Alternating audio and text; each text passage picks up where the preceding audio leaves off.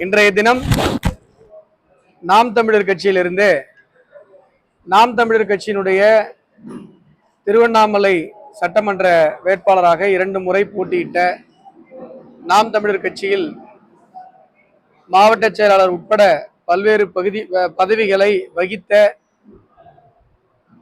மரியாதைக்குரிய கமலக்கண்ணன் அவர்கள் இன்றைய தினம் நாம் தமிழர் கட்சியினுடைய ஒன்றிய மற்றும் பல்வேறு முக்கிய நிர்வாகிகளோடு மாவட்ட நிர்வாகிகளோடு பாரதிய ஜனதா கட்சியில் இன்றைக்கு தன்னை இணைத்துக் கொண்டிருக்கிறார்.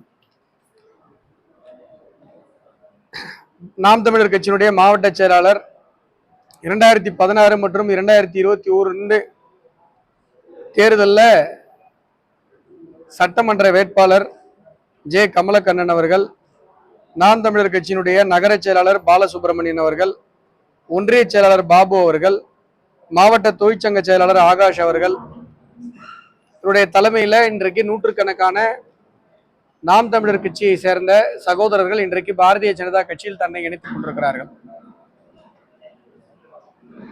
இது எங்களுடைய திருவண்ணாமலை மாவட்ட தலைவர் ரமேஷ் அவர்களுடைய தலைமையில் முன்னிலையில் இன்றைக்கு நடந்திருக்கிறது. தமிழகம் முழுவதும் பாரதிய ஜனதா கட்சியை நோக்கி வருகிற குறிப்பாக தமிழை நேசிப்பவர்களது எண்ணிக்கை நாளுக்கு நாள் அதிகரித்துக் கொண்டே இருக்கிறது. ஏனென்று சொன்னால் தமிழர்களுடைய இயல்பான ஒரு சித்தாந்தம் தேசியம். ஒரு 60-70 ஆண்டுகளாக திராவிடமும் திராவிடத்திற்கு எதிராக முன்னிறுத்தப்படுகிற தமிழ் தேசியமும் தமிழக அரசியலுடைய சித்தாந்தங்களாக களத்தில் இருந்து கொண்டிருக்கிறது. 70-80 வருஷத்துக்கு முன்னாடி எந்த தமிழ் ஆளுமையை நீங்கள் எடுத்துக்கொண்டாலும் எல்லோருமே தேசியத்தில் பயணித்தவர்களாக இருந்திருக்கிறார்கள். மகாகவி பாரதியார், வாவேசு ஐயர், உவே சுவாமிநாத ஐயர், அர்த்தநாரீசவர்மா, தமிழகத்தினுடைய மிகப்பெரிய ஆளுமைகள் எல்லாம். வஉசி வெள்ளக்காரனுக்கு எதிராக கப்பல் விட்டார். இன்னும் சொல்ல போனா 1801 நம்முடைய மருது சகோதரர்கள் ஜம்புத்தீவு பிரகடனம் என்று அறிவிச்சாங்க. அவங்களுடைய பாளையத்துக்கு மட்டும் சுதந்திரம் கேட்கல, தமிழ்நாட்டுக்கு மட்டும் சுதந்திரம் கேட்கல, ஒட்டுமொத்த இந்திய தேசத்திற்குமான முதல் சுதந்திர பிரகடனம் தமிழ் மண்ணில் இருந்து நம்முடைய மருது சகோதரர்களால 1801 அறிவிக்கப்பட்டது. நம்முடைய தமிழ் ஆளுமைகள் அத்தனை பேருமே தேசியத்தில் பயணித்திருக்கிறார்கள். நீங்க மகாகவி பாரதியில் ஆரம்பிச்சு பெருந்தலைவர் காமராஜர் வரை, அஞ்சலை அம்மாள் வரை எல்லோருமே தேசிய தலைவர்களாக இருந்திருக்கிறார்கள், தேசியத்தை நேசித்திருக்கிறார்கள். ஆகையால தமிழர்களுடைய இயல்பான ஒரு சித்தாந்தம் தேசிய பாதையாக இருக்கிறது. அதை உணர்கிற தமிழ் ஆர்வலர்கள், தமிழ் மீது மாறாத பற்று கொண்டவர்கள் இன்றைக்கு தொடர்ந்து பாரதிய ஜனதா கட்சியில் தன்னை இணைத்துக் கொண்டு தமிழர்களுடைய தனித்துவமான அடையாளமாக இருக்கக்கூடிய நாட்டுப்பற்றையும் தேசியத்தையும் போற்ற துவங்கி இருக்கிறார்கள். இது தொடர்ந்து நிகழும். தமிழ் ஆர்வலர்கள், தமிழ் பற்றாளர்கள் பலரும் தொடர்ந்து பாரதிய ஜனதா கட்சியில் இணைவார்கள் என்பதையும் இந்த நேரத்தில் நான் தெரிவித்துக் கொள்ள கடமைப்பட்டிருக்கேன். வேற ஏதாவது லோக்கல் இஷ்யூஸ் இருக்கா? பிரதமரோட வருகையை தொடர்ந்து தமிழகத்துல பாஜக நிறைய மாற்று கட்சியினர் இணைஞ்சிட்டு இருக்காங்க.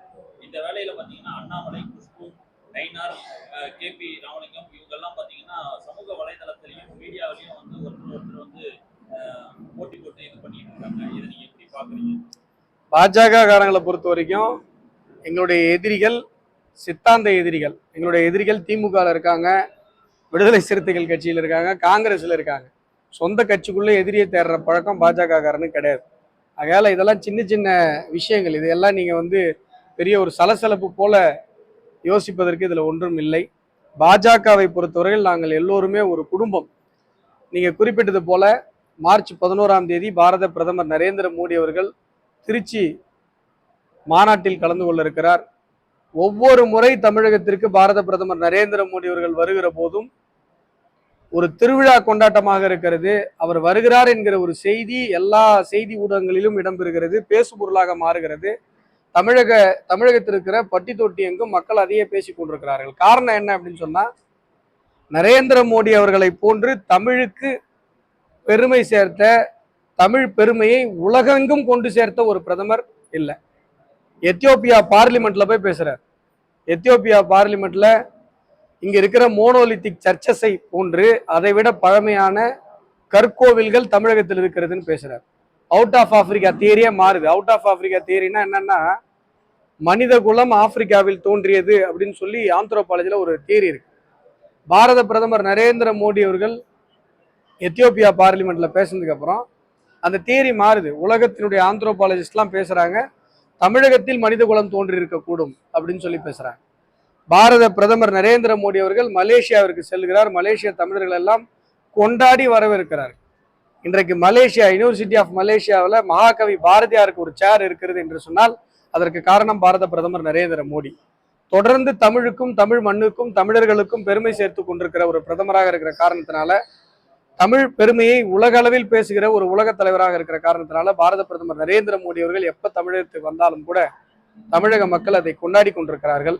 அந்த வகையில மார்ச் 11 திருச்சியில் நடக்கவிருக்கிற பாரத பிரதமர் நரேந்திர மோடி அவர்கள் கலந்து கொள்ளுகிற தேசிய ஜனநாயக கூட்டணியுடைய பொதுக்கூட்டம் மிகப்பெரிய திருப்புமுனை பொதுக்கூட்டமாக இந்த திருச்சி பொதுக்கூட்டம் இருக்க போகிறது என்கிற ஒரு செய்தியும் மக்களுக்கு நல்ல செய்தியாக வந்திருக்கிறது. மேற்கு வங்கத்துல வந்து குடியரசுத் தலைவர் நம்முடைய திரௌபதி முர்மு வந்து போனாங்க. அந்த சமயத்துல அந்த மாநில அரசாங்கம் முறையான மரபுகளை பின்பற்றாம அவர்களை உதாசீனப்படுத்தக்கூடிய வகையில செயல்படுத்தாங்க செய்திகள் எல்லாம் உள்ளது. அது பற்றி உங்களுடைய கருத்து? மம்தா இந்த விஷயத்திற்கு இன்றைக்கு மகளிர் தினம், சர்வதேச மகளிர் தினம்.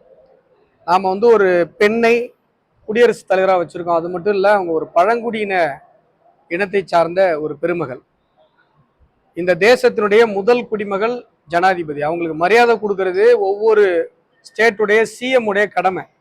அவங்க பழங்குடியினரை சார்ந்தவர் அப்படிங்கிற ஒரு காரணத்திற்காகவோ என்னவோ தெரியல, மேற்கு வங்கத்தினுடைய முதலமைச்சர் மம்தா பானர்ஜி அவங்கள ஏர்போர்ட்டுக்கு வரவேற்கல.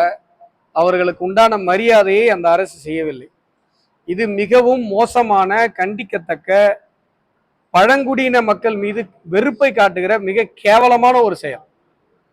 இந்த செயலை செய்த மம்தா இந்திய மக்களிடம், இந்திய பெண்களிடம், இந்திய பழங்குடியின பெருமக்களிடம் மன்னிப்பு கேட்க வேண்டும். நிபந்தனையற்ற மன்னிப்பு கேட்க வேண்டும். இன்னும் சொல்ல போனா ஜனாதிபதி அலுவலகம் மேற்கு வங்க தலைமைச் செயலரிடம் விளக்கம் கேட்டிருக்கிறது. அவங்க விளக்கம் போதுமானதாக இல்லாத பட்சத்துல குடியரசுத் தலைவர் அலுவலகம் அந்த அரசின் மீது நடவடிக்கை எடுக்க வேண்டும். ஏனென்று சொன்னால் இந்த மாதிரியான போக்கு தவறான முன்னுதாரணமாக ஆகிவிடக்கூடாது. ஏன்னா அது ஒரு அரசியல் கடந்த ஒரு பொறுப்பு.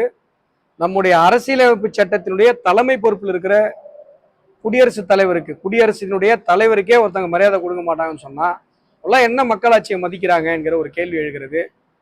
மம்தாவினுடைய செயல் கண்டிக்க வேண்டிய ஒரு செயல். தமிழகத்தில் இருக்கிற மக்களாட்சியை மதிக்கிறேன் என்று சொல்லிக் கொண்டிருக்கிற கட்சியெல்லாம் என்ன பண்ணுதுன்னு தெரியல. அவங்களாம் இது கண்டனம் தெரிவிக்கணும்.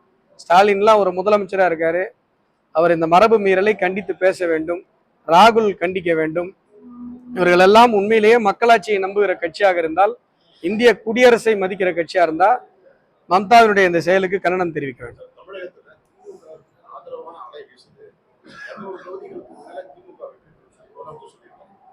வேற என்ன சொல்லுவாருன்னு சொல்லுங்க. தமிழகத்துல கஞ்சா பரவல் இருக்கு, மெத்தோபொட்டமைன் பரவல் இருக்கு. இங்க எவன் குடிச்சிட்டு எவன் எங்க ரீல்ஸ் போடுறதுக்காக எவனை வெட்டுவான்னு தெரியாது. இங்க ரோட்ல டீ குடிக்கிறவனுக்கு பாதுகாப்பு இல்ல, வீட்டுல உட்காந்துருக்கவனுக்கு பாதுகாப்பு இல்ல, ரயில்வே ஸ்டேஷன்ல இருக்கவன், பஸ் ஸ்டாண்ட்ல இருக்கவன் எவனுக்கும் இங்க தமிழ்நாட்டுல பாதுகாப்பு இல்ல. எவனோ ஒருத்தன் விற்கிற போதைப் பொருளை எவனோ ஒருத்தவன் சாப்பிட்டு எவனோ சிவனேன்னு ரோட்ல நிக்கிற நம்மளை வெட்டலாம். கிருஷ்ணகிரியில் நடந்தது. கிருஷ்ணகிரியில திமுகவுடைய ஒன்றிய செயலாளருடைய மகன் ஆகாஷ் அருவாளத்துக்குன்னு ரோட்ல போற 15 பேரை வெட்டுறான். அதுக்கப்புறம் நாங்குநேரி சம்பவம் தமிழகத்தையே உரைய வைத்தது. நாங்குநேரி சம்பவத்தினுடைய ஈரம் காய்வதற்கு முன்பாக இதுல இடைக்காட்டூர்ல ஒரு சம்பவம் அதே மாதிரி நடக்குது சிவகங்கை மாவட்டத்தில். தொடர்ந்து எந்த காரணமும் தேவையில்லை, நீங்க வெட்டுப்பட்டு சாவறதுக்கு தமிழ்நாட்டுல இன்னைக்கு எந்த காரணமும் தேவையில்லை.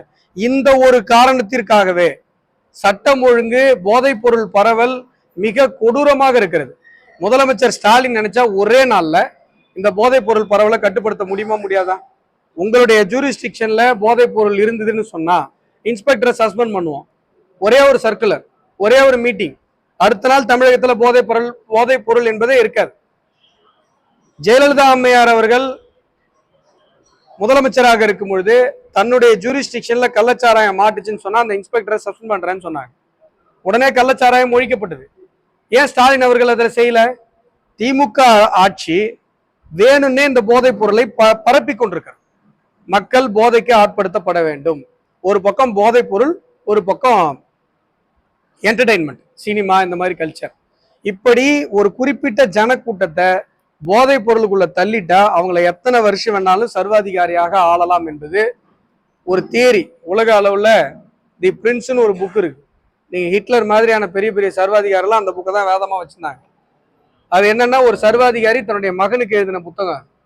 நான் சர்வாதிகாரியாக மக்களை ஏமாற்றி ஆட்சி செய்திருக்கிறேன், என்னுடைய மகனான நீயும் மக்களை சர்வாதிகாரியாக ஏமாற்றி ஆட்சி செய்யணும்னா இந்த புக்கை படின்னு சொல்லி மாக்கியவல்லிங்கிறவர் எழுதி கொடுத்தார். அந்த புக்கை தான் திமுக வேதமாக பயன்படுத்தி கொண்டிருக்கிறது. தமிழக மக்களை வேண்டும் என்றே போதைக்குள் தள்ளுகிறது, வேண்டும் என்றே. ஏன்னா அந்த புக்கில் இருக்கு, ஒரு குறிப்பிட்ட ஜனத்தை நீங்க போதைக்குள்ள தள்ளிட்டீங்கன்னு சொன்னா அவங்களை எத்தனை வருஷம் வேணாலும் ஏமாத்தி ஆட்சி பண்ணலாம் அப்படின்னு சொல்லி. அதனால தமிழகத்தில் வேண்டும் என்றே இந்த திமுக ஆட்சியின் கீழாக போதைப் பொருள் பரப்பப்படுகிறது. அதுதான் இன்றைக்கு தமிழகத்தினுடைய மிகப்பெரிய ஒரு பிரச்சனையாக இருக்கிறது. அந்த ஒரு காரணத்திற்காகவே திமுகவை தூக்கி எறிய மக்கள் முடிவு செய்து விட்டார்கள்.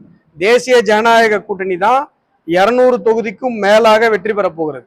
என்றைக்கு தேசிய ஜனநாயக கூட்டணி வலுவாக தமிழக மண்ணில் கூட்டணி அமைத்ததோ அன்றைக்கே ஸ்டாலின் அவர்களுடைய தூக்கம் தொலைந்து விட்டது. தமிழக மக்கள் இந்த போதைப் பொருள் பரவல், சட்டம் ஒழுங்கு சீர்குலைவுக்கு எதிராக ஒரு மிகப்பெரிய புரட்சிக்கு தயாராகி விட்டார்கள். அவர் சொல்ற மாதிரி தமிழகம் போராடும், தமிழகம் வெல்லும். தமிழகம் திமுகவுக்கு எதிராக போராடும், அந்த போராட்டத்துல தமிழகம் வெல்லும். அடுத்த 50 நாட்கள் மோடி அமித்ஷா தமிழ்நாட்டுக்கு வருவாங்க. எந்த திட்டத்தையும் அவங்க ஏங்க உதயநிதி அவர்கள் சொல்றாருல்ல, அவர் சொல்ற எல்லா திட்டமுமே மத்திய அரசாங்கத்துக்கு மேல ஸ்டிக்கர் ஓட்டின திட்டம் தான். அந்த ஸ்டிக்கரை பிச்சு போறதுக்கு எங்களுக்கு 5 நிமிஷம் ஆகாது. எல்லாமே மத்திய அரசாங்கத்தோடது. வீடு கட்டுறது மத்திய அரசாங்கம் கொடுக்குது. உங்களுக்கு இவங்க ஒன்றும் இல்லை, விஸ்வகர்மா திட்டத்தை எதிர்க்கிறேன்னு சொன்னாங்க, அதை அப்படியே கலைஞர் கைவினை திட்டம் ஸ்டிக்கர் ஓட்டினாங்க. ரேஷன் கடையில் அரிசி பருப்பு நாங்கள் தான் கொடுக்குறோம், இவங்க போட்டோவை மாட்டி வச்சிருக்காங்க. சட்டப்பூர்வமாக மத்திய அரசாங்கத்தினுடைய எல்லா திட்டங்களிலும் இவர்கள் ஸ்டிக்கர் ஓட்டிட்டு இருக்காங்க.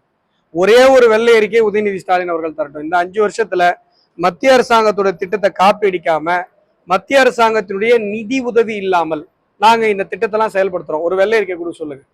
நீங்கள் செயல்படுத்துவதே மத்திய அரசாங்கத்தோட திட்டம் தான். இது இல்லாம மத்திய அரசாங்கம் பல்வேறு திட்டங்களை மக்களுக்கு கொடுத்து கொண்டிருக்கிறது. உதாரணமா விவசாயிக்கு வருஷத்துக்கு 6000 ரூபாய் கொடுக்குது. நீங்க விவசாயியினுடைய அந்த நெல்லை பாதுகாப்பதற்கு ஒரு 1000 ஸ்கொயர் ஃபீட் ஷெட்டு போடாம என்னுடைய விவசாயிகளுடைய நெல்லை வீணாக்குனீங்க. ஆகையால உதயநிதி ஸ்டாலின் அவர்கள் சினிமா பார்க்கறதெல்லாம் விட்டுட்டு, சினிமா ப்ரொடியூஸ் பண்றதெல்லாம் கொஞ்ச நாள் நிப்பாட்டி வச்சுட்டு உண்மையிலேயே அரசியலுக்குள்ள வரணும், எடுத்து பார்க்கணும் என்னென்ன திட்டங்கள்லாம் உங்களுடைய தந்தை தமிழகத்திற்கு மத்திய அரசாங்கத்துடைய திட்டம் இல்லாம கொடுத்துருக்கீங்கன்றதை பார்த்தாதான் எல்லாம் புரியும்.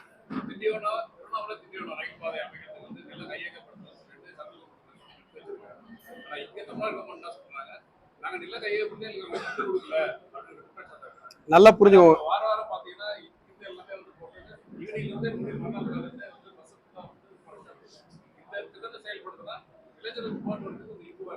நான் இங்க திருவண்ணாமலையில பாராளுமன்ற வேட்பாளராக போட்டியிடும் போது என்னுடைய வாக்குறுதியாகவே இதை கொடுத்துருந்தேன். இப்போ நீங்க திண்டிவனத்துல இருந்து திருவண்ணாமலைக்கு இருக்கிற அந்த ட்ராக்ல பாத்தீங்கன்னா 9 ரயில்வே பிரிட்ஜ் நாங்க கட்டி வச்சிருக்கோம், ரெடியா வச்சிருக்கோம் சென்ட்ரல் கவர்மெண்ட். இந்த நில எடுப்பை பொறுத்தவரை நீங்க லேண்ட் அக்விசேஷன் ப்ரொசீடிங்ஸை ஸ்டார்ட் பண்ணணும். ஃபண்டு அலர்ட் ஆயிடுச்சு. நீங்க தமிழக மாநில அரசு என்ன பண்ணணும்னா லேண்ட் அக்விசேஷன் ப்ரொசீடிங்ஸை ஸ்டார்ட் பண்ணணும். அந்த குறிப்பிட்ட லேண்ட் வச்சிருக்கவங்களுக்கு நோட்டீஸ் அனுப்பணும், ரேட்டு ஃபிக்ஸ் பண்ணணும். ரேட்டு ஃபிக்ஸ் பண்ணி சார் இந்த லேண்டுக்கு இவ்வளோ ரேட் இருக்குன்னு சொல்லி கொட்டேஷன் கொடுக்கணும். கொட்டேஷன் கொடுத்த அடுத்த செகண்ட் இந்தியன் ரயில்வேஸ் அந்த காசை கொடுத்துரும். இதை செஞ்சாங்களான்னு கேளுங்க. இந்த திண்டிவனத்துல இருந்து திருவண்ணாமலை ட்ரெயின் ட்ராக் யாரால நிக்குது அப்படின்னு சொன்னா தமிழக அரசால நிக்குது, ஸ்டாலின் அவர்களால நிக்குது, இந்த பகுதியில் அமைச்சராக இருக்கக்கூடிய ஏவா வேலு அவர்களால நிக்குது.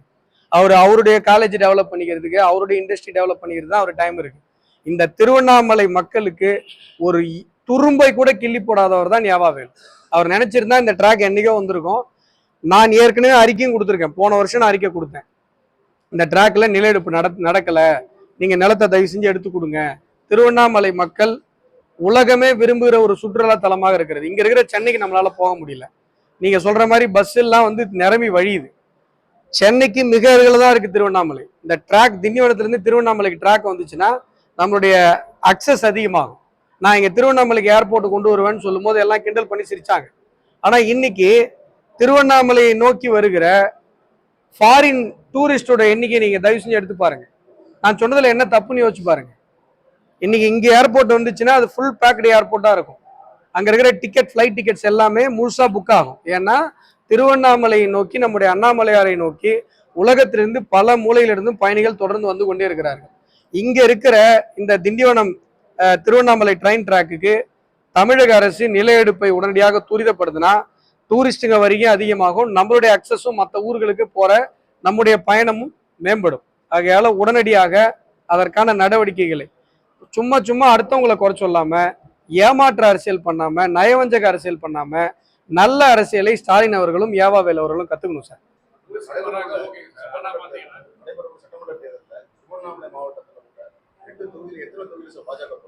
கூட்டணியை பொறுத்தெல்லாம் சொல்ற அளவுக்கு சொல்ற டைமும் இது இல்லை. இன்னும் எலெக்ஷன் டேட் அனௌன்ஸ் ஆகல.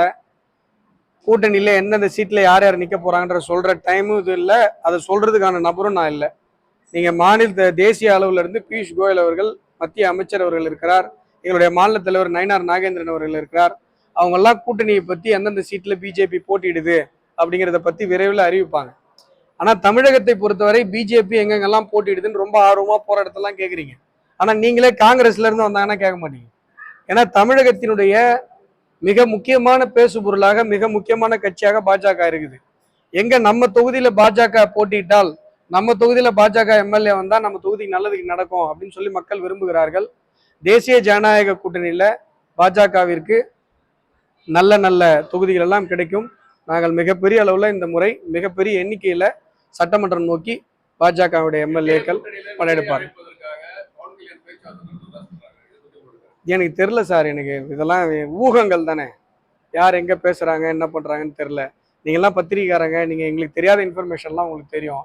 நீங்க தான் சொல்லணும் யார் எங்க பேசுறாங்க அப்படின்னு சொல்லி. இன்னைக்கு தேசிய ஜனநாயக கூட்டணி, இன்னைக்கு நாங்க இருக்கிற இந்த ஸ்ட்ரென்த், இந்த பலமே 200 சீட்டுகளுக்கும் மேல நாங்க வெல்வதற்கு போதுமானது. நீங்க நல்லா கணக்கு பண்ணி பாருங்க. ஒவ்வொருத்தருடைய கட்சியினுடைய அந்த வாக்கு சதவீதத்தை நீங்க சிம்பிளா ஒரு பிளஸ் கால்குலேஷன், கூட்டல் கணக்கு போட்டு பாருங்க.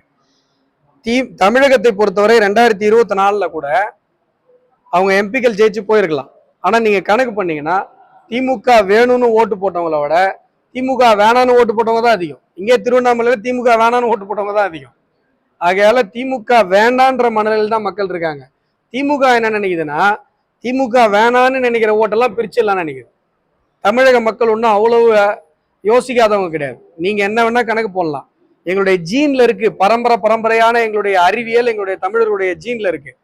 எந்த கட்சி ஜெயிக்கும், எந்த கூட்டணி ஜெயிக்கும், எந்த கூட்டணி ஆட்சி அமைப்பதற்கு வாய்ப்புள்ளதாக இருக்கிறது என்பது தமிழர்களான எங்களுக்கு தெரியும்.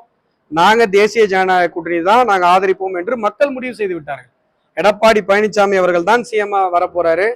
இதுவரை தமிழக வரலாற்றில் திமுக 2வது முறை ஆட்சி அமைத்தது கிடையாது. அது நடக்க போவதும் கிடையாது. 2வது முறை அல்ல, இனி ஒரு முறை திமுக ஆட்சி அமைக்காது.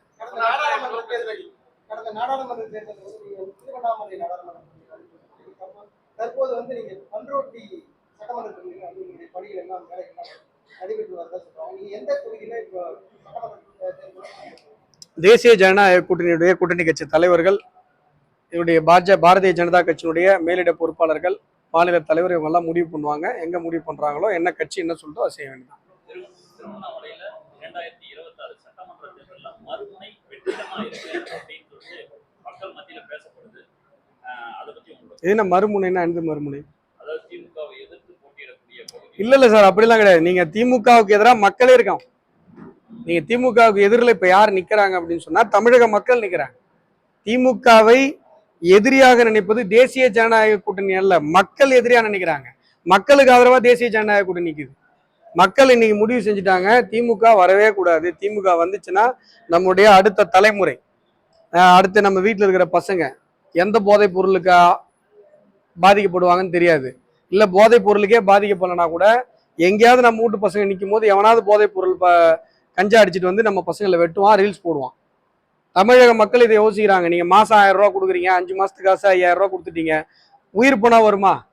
பெண்களுக்கு எதிரான ஒரு மிகப்பெரிய வன்முறைகள் தொடர்ந்து நடந்து கொண்டிருக்கிறது. திமுகவினுடைய பொறுப்பாளர் 2 வயசு குழந்தையை சீரழிக்கிறார். கொலை பண்றாரு. திமுக மன்னிப்பு கேட்டுச்சா சார்? நீங்க வந்து அவ்வளோ பேசுனீங்க அதிமுகவுடைய ஆட்சி காலத்துல, இந்த துப்பாக்கி சூடுக்கு அவ்வளோ பேசுனீங்க. தூத்துக்குடியில அந்த காவல் நிலையத்துல நடந்த அப்பா மகன் மரணத்திற்கு நீங்க அவ்வளோ பேசுனீங்க. எத்தனை காவல் நிலைய மரணங்கள் இந்த 5 ஆண்டுகள் நடந்திருக்கு? ஏதாவது ஒரு விஷயத்துக்கு திமுக பொதுவெளியில வந்து மன்னிப்பு கேட்டிருக்கா? இல்ல என்னுடைய கட்சிக்காரன் இந்த மாதிரி கேவலமான ஒரு செயலை செஞ்சுட்டான், 2 வயசு குழந்தைய சீரழிச்சு கொலை பண்ணிட்டான், நான் மன்னிப்பு கேட்கிறேன், ஸ்டாலின் சொன்னாரா? நீங்க மணிப்பூருக்கு பிரதமர் போனாரா, அங்க பண்ணாரா? மணிப்பூரை பத்தியே கவலைப்பட்டிருந்தா தமிழ்நாட்டை பத்தி யார் சார் கவலைப்படுவா? அவ்வளோ பேசுனீங்க, ஒரு வீடியோ வந்துச்சு, ஊன்னு கத்துனீங்க. இன்னைக்கு தமிழ்நாட்டுல 2 வயசு குழந்தைக்கு இந்த மாதிரி ஒரு சூழ்நிலை நடந்திருக்கு. யாராவது அதை பத்தி பேசுனீங்களா? எந்த ஊடகமாவது விவாதம் நடத்துச்சா? யாராவது அதை ஒரு பொது புத்தி பேச வச்சிங்களா? இன்றைக்கு திமுக என்ன நினைக்குது? எந்த ஒரு விஷயம் நடந்தாலும் அதை பத்தி நாங்க கவலைப்பட மாட்டோம். இந்த 2 வயசு குழந்தை செத்தாலும் எங்களுக்கு கவலை இல்லை. திமுக காரன் ஒரு கர்ப்பிணி பெண்ணை காரை ஏற்றி கொண்டு போட்டான், போலீஸ்காரங்களை விடுவிக்கிறாங்க. செய்தி எல்லா ஊடகங்களையும் வருது. திமுக மன்னிப்பு கேட்டுச்சா? முதலமைச்சர் ஏதாவது பேசினாரா? வாய் கீழே பேசுறாரு உதயநிதி ஸ்டாலின், ஏதாவது பொறுப்பேற்றுட்டு பேசினாங்களா? எடப்பாடி பழனிசாமி அவர்கள் முதலமைச்சராக இருக்கும்போது தமிழகத்தில் எந்த ஒரு சம்பவம் நடந்தாலும் அதுக்கு பொறுப்பேற்றுப்பார். ஸ்டாலின் எதுக்காவது பொறுப்பேற்றுட்டு இருக்காரா? அண்ணா பல்கலைக்கழக விவகாரத்துல பொறுப்பேற்றிட்டாரா? கோயம்புத்தூர் மாணவி சீரழிக்கப்பட்ட விவகாரத்துல பொறுப்பேற்றிட்டாரா? எந்த ஒரு விஷயத்திலும் இல்ல பட்டியல் சமூக பெருமக்களுக்கு எதிராக நடந்து வருகிற நாங்குநேரியில 2வது கலவரம் பட்டியல் சமூக மக்களுக்கு எதிராக எதுக்காவது ஸ்டாலின் பொறுப்பேற்றிட்டாரா? இதுதான் திமுகவினுடைய நிலைமை. இவங்க வந்து செவ்வாய் கிரகத்துல இருக்கிற மாதிரி, ஏதோ பேரலல் யூனிவர்ஸ்ல இருக்கிற மாதிரி இவ்வளவு கொடுமை நடந்துகிட்டு இருக்கும் தமிழ்நாட்டுல. ஸ்டாலின் வந்து நம்பர் 1 ஸ்டேட் அப்படின்னு, நம்பர் 1 மாநிலம், யாராலையும் குறை சொல்ல முடியாது, ஊரே குறை சொல்லுது சார். வீட்டை விட்டு வெளில வந்து பாருங்க, களத்தை பாருங்க, மக்கள் எவ்வளவு கஷ்டப்படுறான்னு பாருங்க. உங்களையும் நம்பி ஓட்டு போட்டு இங்க தமிழக மக்கள் எவ்வளவு கொடூரங்களை அனுபவித்துக் கொண்டிருக்கிறார்கள் என்பதை பாருங்க. அதனால திமுகவுக்கு எதிராக மறுமுனையில யார் நிக்கிறான்னா தமிழக மக்கள் நிக்கிறாங்க. தமிழக மக்களுக்காக நாங்க நிக்கிறோம். தமிழ்நாட்டுல இவ்வளவு பிரச்சனை இருக்கு, இதை பத்தி கூட்டணி கட்சிகள் இருக்கு, வாயத்தரம் இல்லை. ஆனா ஈரான் இஸ்ரேல் பிரச்சனைக்கு வந்து குமாரன் கருத்து பாருங்க, நீங்க எப்படி பாக்குறீங்க? ஈரான் விஷயத்துல நீங்க ரொம்ப சென்சிட்டிவா நீங்க பார்க்கணும் சார். ஈரான் வந்து துபாய் மேல கத்தார் மேலாம் கொண்டு போடும். உங்களுக்குலாம் நல்லா தெரியும், நம்ம ஊர்கள்ல இருந்து தமிழகத்தினுடைய பல பகுதியில இருந்து துபாயில, கத்தார்ல, அரபு அந்த நாடுகள்ல எவ்வளோ பேர் வேலை செய்யறாங்க. எத்தனையோ குடும்பங்கள், இந்த இந்த வடிவேல் எல்லாம் காமெடி எல்லாம் வரும், துபாய் போயிட்டு வந்தாங்க, அது நம்ம நிறைய படங்கள்லாம் வந்திருக்கு. நிறைய குடும்பங்கள்லாம் பார்த்தீங்கன்னா இந்த அரப் கண்ட்ரீஸ்ல, கத்தார்ல இங்கெல்லாம் போய் வேலை செஞ்சுட்டு வந்து வீடு கட்டுவாங்க. எவ்வளோ குடும்பங்கள் வேலை செஞ்சு. நீங்க வாஜ்பாய் அவர்கள் தான் முதல் முறையா பாஸ்போர்ட் எடுக்கணும்னா 10th பாஸ் பண்ணிருக்கணும்னு ஒரு ரூல்ஸ் இருக்குது நம்ம நாட்டில். நீங்க படிச்சிருக்க வேண்டிய அவசியம் இல்லை, யார் வேணா பாஸ்போர்ட் எடுக்கலாம்னு சொல்லி வாஜ்பாய் சொன்னார். அதுக்கு பிறகு இந்த மாதிரி துபாய், இந்த கத்தார் இங்கெல்லாம் போறவங்களுடைய எண்ணிக்கை அதிகமாச்சு இந்த இந்த அரபு நாடுகள்ல. இப்படி எல்லாம் போய் நிறைய குடும்பங்கள் முன்னுக்கு வந்துச்சு. ஆனா ஈரானுக்கெல்லாம் யாரும் போல. ஈரானால நமக்கு நம்ம இந்தியர்களுக்கு, தமிழர்களுக்கு எந்த புண்ணியமும் கிடையாது. ஆனா ஈரானுக்கும் அமெரிக்காவுக்கும் இஸ்ரேலுக்கும் சண்டைன்னா இவன் சார் சம்பந்தமே இல்லாம துபாய் மேல போடுறான், கத்தார் மேல கொண்டு போறான். அதுல கூட மக்கள் குடியிருக்கிற பகுதியில கொண்டு போறான், 5 ஸ்டார் ஹோட்டல்ல கொண்டு போறான். அங்க நம்முடைய தமிழர்கள், இந்தியர்கள் மாட்டிக்கிட்டு தவிச்சிட்டு இருக்காங்க. நான் வந்து முயற்சி எடுத்து 300 பேர் அங்க இருந்து இங்க கொண்டு வந்திருக்கேன். நம்முடைய வெளியுறவுத்துறை அமைச்சர் மரியாதைக்குரிய ஜெய்சங்கர் அவர்களுடைய அலுவலகத்தை தொடர்பு கொண்டு தொடர்ந்து வந்துட்டு இருக்காங்க. இந்திய அரசு காப்பாத்தி கொண்டு வந்துட்டு இருக்கு. அப்போ நம்முடைய தமிழர்களுக்கு வேலை கொடுத்த நாடுகள் மீது ஈரான் வந்து குண்டு போடுது, சம்பந்தமே இல்லாம. மக்கள், அப்பாவி மக்கள் அங்க சாவறான். அதை பத்தி பேசல திருமாவளவன், அதை பத்தி பேசல கம்யூனிஸ்ட். இவங்க என்ன சொல்ல வராங்க? அப்ப இது எல்லாமே இஸ்லாம் நாடுகள் தானே. இப்ப ஈரான் குண்டு போட்டு சாகடிக்கிற மற்ற நாடுகள் எல்லாம் இஸ்லாம் நாடுகள் தானே. அப்ப நீங்க இஸ்லாமியர்களுக்கு ஆதரவா பேசுறீங்க அப்படின்னு சொன்னா இந்த துபாய், கத்தாருக்கு எல்லாம் பேசணும்ல, ஈரானுக்கு மட்டும்தான் நீங்க பேசுவீங்க அப்படின்னு சொன்னா அப்போ உங்க நோக்கம் என்ன? வகாபியில் இருக்கிற இஸ்லாமிய தலைவர்களை தான் நீங்க ஆதரிச்சு பேசுவீங்க. அவரு காமேனிக்கு இங்க எல்லாம் ஒப்பாரி வச்சுட்டு அழுகுறாங்க. அங்க செத்து போன இஸ்லாமியர்கள், மற்ற இஸ்லாம் நாடுகள்லாம் பாதிக்கப்பட்டிருக்காது, அதுக்கு யார் அழுவா? அப்போ வகாபி பேசுற இஸ்லாமியர்கள் தான் இஸ்லாமியர்கள் என்கிற ஒரு பொது புத்தியை நிறுவுவதற்கான மோசமான முயற்சியை திருமாவளவன் செய்து கொண்டிருக்கிறார். இஸ்லாமிக் ஸ்டேட் மென்டாலிட்டி இருக்கிற கண்ட்ரிஸை மட்டும்தான் இவங்க இஸ்லாம் ஸ்டேட்டாவே அவங்க பாக்குறாங்க. சாதாரணமாக முன்னேறி கொண்டிருக்கிற இஸ்லாம் நாடுகளை மாடரேட்டா மாறுற இஸ்லாம் நாடுகளை இவங்க வந்து ஒதுக்குறாங்க. அது நமக்கு வந்து அவங்க பலன் கொடுத்துருக்குறாங்க. அந்த ஊர்ல இன்னைக்கு நம்முடைய தமிழ் தொழிலாளர்கள் போய் வேலை செய்யறாங்க. அப்படி இருக்கும்போது இவங்க தொடர்ந்து ஈரானை ஆதரிப்பது எப்படின்னா, இவங்க எல்லாம் பாத்தீங்கன்னா இந்த இஸ்லாமிய சிறை கைதிகளை விடுவீங்கன்னு. இஸ்லாமிய சிறை கைதினா யாருன்னா சொத்து தகராறுல கொலை பண்ணிட்டு உள்ள போனவங்களாம் இஸ்லாமிய சிறை கைதி கிடையாது. இவங்களை பொறுத்த வரைக்கும் டெரரிஸ்ட் கேஸ்ல குண்டு வச்சுட்டு உள்ள போனவங்க தான் இஸ்லாமிய சிறை கைதி. அப்ப இஸ்லாமியர்கள் எல்லாம் தீவிரவாதிகளா பொதுமைப்படுத்துறது யாரு? யார் பொதுமைப்படுத்துறா? திமுக பொதுமைப்படுத்துது, விசிகா பொதுமைப்படுத்துது, கம்யூனிஸ்ட் பொதுமைப்படுத்துது. அதே போல மற்ற முன்னேறி கொண்டிருக்கிற மாடரேட்டா இருக்கிற இஸ்லாம் நாடுகள் எல்லாம், இஸ்லாம் தலைவர்கள் எல்லாம் உங்களுக்கு இஸ்லாம் கிடையாது, ஈரானும் காமேனியும் மட்டும்தான் இஸ்லாம்னு சொன்னா, அப்போ உங்களுடைய புத்தி என்ன? எதை நோக்கி நீங்க இங்க இருக்கிற இஸ்லாமிய சகோதரர்களை தள்ளுறீங்கன்ற ஒரு கேள்வி இருக்கு. ஆகையால திருமாவளவன் போன்றவர்கள், கம்யூனிஸ்ட் பார்ட்டிஸ் இங்க பண்றது வந்து மிக மோசமான ஒரு செயல், இந்திய இஸ்லாமியர்களை அவமானப்படுத்துகிற ஒரு செயல். மானாமதுரையில கைது செய்யப்பட்ட இளைஞரை வந்து போலீசாரை கற்களை கொண்டு அடிச்சு தாக்கி நீங்க வந்து ஒரு குற்றவாளி சட்டத்தின் மூலமாக தான் சார் தண்டிக்கப்படணும். ஏன்னா வந்து அவன் குற்றவாளியா இல்லையாங்கிறத நீதிமன்றம் தான் முடிவு பண்ணும். எவ்வளவு கொடூரமான குற்றமாக இருந்தாலும் சரி, எதுவாக இருந்தாலும் சரி. ஆனா தமிழகத்துல தொடர்ந்து காட்டு மிராண்டித்தனம் நடந்து கொண்டிருக்கிறது. குறிப்பாக நீங்க சொன்ன மாதிரி இப்ப மானாமதுரை சம்பவம், அதுக்கு முன்னாடி ஆம்ஸ்டாங் கொலை வழக்கு, ஆம்ஸ்டாங் அவர்களுடைய கொலை வழக்குல குற்றவாளிகளாக கைது செய்யப்பட்டவர்கள் எல்லாருமே காவல்துறையினரால் தொடர்ந்து கொல்லப்படுறாங்க. அப்போ உண்மையான குற்றவாளியை காப்பாற்றுவதற்காக இவர்கள் முயற்சி செய்து கொண்டிருக்கிறார்களா அப்படின்னு சொல்ற ஒரு கேள்வி எழுது.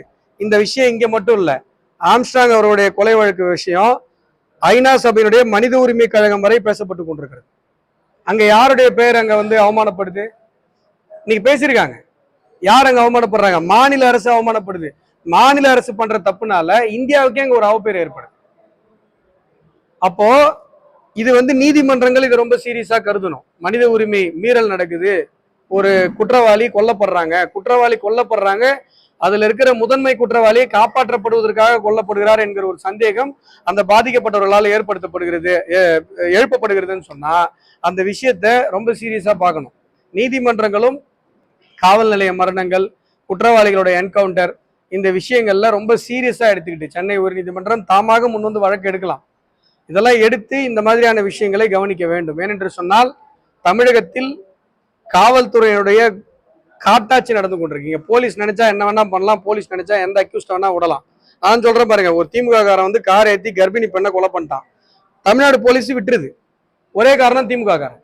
இங்க கிருஷ்ணகிரியில ஆகாஷ் வந்து அருவாள் எடுத்துன்னு போய் திமுகவுடைய ஒன்றிய செயலாளருடைய மகன் மயான கொள்ள விழாவில் கண்ணில் போடுறவங்களாம் வெட்டுறான். சார் நீங்க திமுக காரர் ஒன்றிய செயலாளருடைய மகன் தான் சார், போங்க சார்ன்றது காவல்துறை. இன்னி ஒரு முறை திமுக வந்துச்சுன்னா நம்ம நலமெல்லாம் என்னன்னு யோசிச்சு பாருங்க. இதுதான் மக்கள் யோசிக்கிற விஷயம். இன்னைக்கு இவர் பேசல, ஒரே ஒரு நிமிஷம்.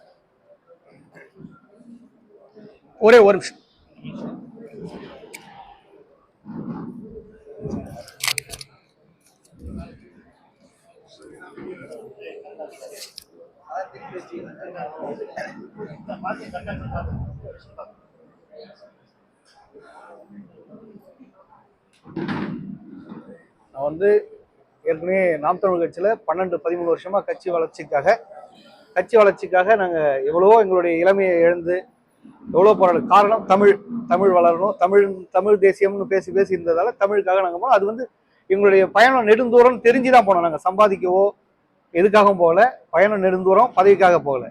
அந்த நெடுந்தூரத்தை நாங்கள் உற்று கவனிக்கும் போது இளமை போயிட்டு இருக்கு. நாங்கள் நினைச்ச கனவு வந்து இன்னும் எவ்வளோ தூரம் போகும் பொழுது. ஆனால் தமிழ் தேசியம் தனியாகவே நின்னாக்கா எங்களால் வந்து இது சாத்தியமாகும்னு எங்களுக்கு அந்த நம்பிக்கை இல்லை. இப்பவும் எனக்கு அந்த கட்சி விட்டு விலகி வந்தனால நாம் தமிழ்ல வந்து அண்ணன் சீமான் மேல இருந்து இப்பவும் எனக்கு அந்த மரியாதை இருக்கு, அந்த அன்பு இருக்கு.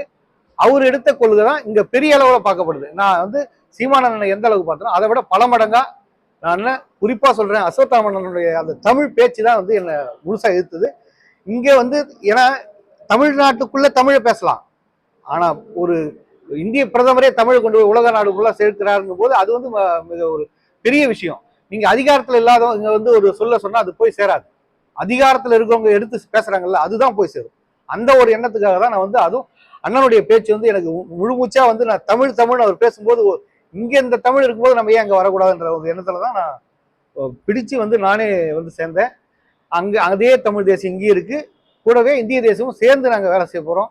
இதில் எந்த ஒரு இது குழப்பமும் இல்லை. நான் தெளிவான பாதையை நோக்கி தான் வந்திருக்கேன். அதனால தான் பிள்ளைங்க என்னை சார்ந்து வந்திருக்கேன். என் தம்பிகளும் வந்து நான் சொன்ன உடனே எந்த மறுப்பும் தெரியல. ஏன்னா நான் தமிழ் தேசியத்தை விரும்பிட்டு நான் எங்கே போக முடியும்? எந்த கட்சிக்கு போக முடியும்? வேற எங்கேயும் போக முடியாது. திராவிடத்துக்கு போக முடியுமா? திராவிடம் தான் எங்க முழு மூச்சு. எங்களோட எதிரியே அவர் தான் போது நான் போகணும். எங்கே போகணும்? இதெல்லாம் வந்தாகணும். அண்ணனே சொல்லியிருக்காருல்ல, நான் முதல்ல தாய்க்கு பிள்ளையா இருக்கேன், அப்புறம் அத்தைக்கு மருமகனா இருக்காரு இல்லையா? அதே பார்வை தான் இது. முதல்ல நான் தமிழ் தேசியத்துக்கு பிள்ளையா இருந்தேன், இப்போ பாரத தேசியம் சேர்த்து ரெண்டு தாயும் நான் சேர்த்து நேசிக்கிறதால இங்கே வந்திருக்கேன். இது நான் என்னுடைய பயணம் இனிமேல் வந்து எனக்கு வேகமாக இருக்கும். அண்ணன் பொறுமையா, மாவட்ட தலைவர் அண்ணன் வந்து எங்களை பொறுமையா அந்த அரவணைச்சு உட்கார வச்சு எல்லாத்தையும் சொல்லி எந்த ஒரு செலவும் நம்ம எல்லாரும் ஒருங்கிணைந்து செயல்படுவோம் அந்த ஒரு அரவணைப்போட வந்திருக்கேன். அண்ணாமலை அண்ணனுடைய வேகமும் எங்களுடைய அண்ணன் வந்து தமிழ் கடல், அவ்வளவுதான். அவருடைய அன்பும் தான் எங்களை ஈர்த்தது. நான் வந்திருக்கேன். இன்னும் எங்களுடைய பயணம் நிறைய பேர் நாங்கள் வரப்போறோம். இந்த படை வந்து பெருகும் அங்கே திருவண்ணாமலை. ஏன்னா இது ஆன்மீக பூமியில இங்கே பாரதிய ஜனதா தான் வளரணும், திராவிடம் வளரக்கூடாது. நான் கோடாரி கொண்டு எதிர்க்கிற ஒரு ஆள் யாருன்னா திராவிடம் தான். அதை வீழ்த்தணும், அதுக்காக தான் நாங்கள் வந்திருக்கோம். அங்கேயும் வந்து கடவுள் மறுப்பு கிடையாது. தமிழ் தேசியத்துல கடவுள் மறுப்பு இல்லை, இங்கேயும் கடவுள் மறுப்பு இல்லை. அங்கேயும் எதிரி திராவிடம், இங்கேயும் எதிரி திராவிடம். அதுக்காக எங்களுக்கு ஒன்றும் பெரிய வேற்றுமை இல்லை. அதனால அங்கே வந்திருக்கோம். அண்ணனோட சேர்ந்து நாங்கள் வந்து அவருடைய கருத்தை பலப்படுத்துவோம். தேசிய தலைவர் நம்ம பாரத பிரதமருடைய கொள்கையை வந்து கிராமம் முழுக்க கொண்டு போய் சேர்ப்போம். அங்கே செஞ்ச அதை வேலையை விட இங்கே பல மடங்கு நாங்கள் வீரியமாக செயல்படுவோம். நீங்கள் வந்த அத்தனை பேருக்கு ரொம்ப நன்றி.